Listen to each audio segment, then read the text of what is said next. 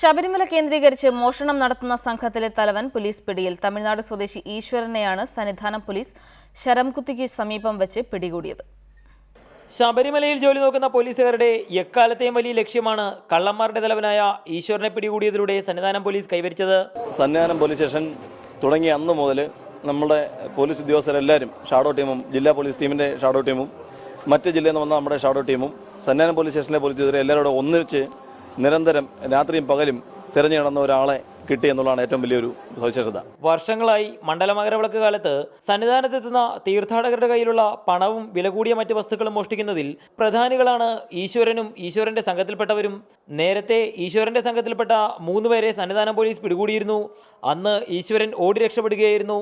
ഇതേ തുടർന്ന് ഈശ്വരന് വേണ്ടിയുള്ള അന്വേഷണം ഊർജിതമാക്കുന്നതിനിടെയാണ് ഇന്നലെ ശരംകുത്തിക്ക് സമീപം വെച്ച് ഈശ്വരനെ വീണ്ടും പിടികൂടാനായത്. പോലീസ് പിടിക്കുമ്പോൾ ഈശ്വരന്റെ കയ്യിൽ 3000 രൂപയും മൊബൈൽ ഫോണുമായിരുന്നു ഉണ്ടായിരുന്നത്. ഇയാളുടെ കീഴിൽ 40ഓളം പേർ വരുന്ന സംഘം പമ്പയിലുണ്ടെന്നാണ് പോലീസ് പറയുന്നത്. ഇയാളുടെ പേരിൽ മാത്രം സന്നിധാനം സ്റ്റേഷനിൽ 8ലധികം കേസുകളുണ്ട്. കോട്ടയം, ഇടുക്കി ജില്ലകളിൽ ഏക്കർ കണക്കിന് ഏലത്തോട്ടവും ഇയാൾക്ക് സ്വന്തമായുണ്ട്. ഒരു സീസൺ അവസാനിക്കുമ്പോഴേക്കും ശബരിമലയിൽ നിന്ന് ഇവരുടെ സംഘം 1 കോടി രൂപയിലധികമാണ് മോഷ്ടിക്കാരെന്നാണ് ഇയാൾ പോലീസിനോട് പറഞ്ഞത്. റാന്നി കോടതിയിൽ ഹാജരാക്കിയ പ്രതിയെ റിമാൻഡ് ചെയ്തു. റിപ്പോർട്ടർ, സന്നിധാനം.